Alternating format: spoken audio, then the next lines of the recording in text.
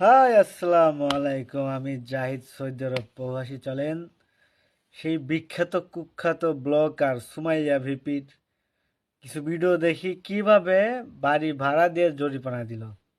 চলেন দেখে এই দরজা খুলবে নাকি? এই তুমি সরো ওরে। দরজা কোন দরজা দরজা খুলে নাকি?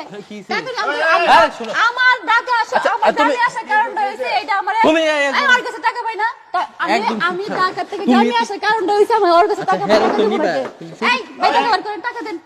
কি দরজা লাগালে কোন সময় ডাকতেছি দরজা খুলে না কারণ কি? এই সর বেটা তুই হুন দে একটা হুনও ধরেন না এটা কোন হুন দে এই দিকে শুন না ওরে বাপ রে বাপ মানুষের বাড়িতে দৌড় ভাঙছে কে আনি তুই ভাও কথা কইছ তুমি ভাও কথা কইও না। এই টাকা দেন আগে। কয়টিয়া কি কইটিয়া? টিয়া যে আমি তো টাকা বাউ করে রাখছি কিন্তু দরজাটা যে মানছস দরজাটা মানছস করে দরজা ভাঙছি এইটা এই নূর ভাই জিনিসটা দেখতেছ এই তোমার বউ টিয়া হয় দেখি এরকম করবে নাকি দরজাটা মানে দরজা দাম দরজা ঠিক করে দিও।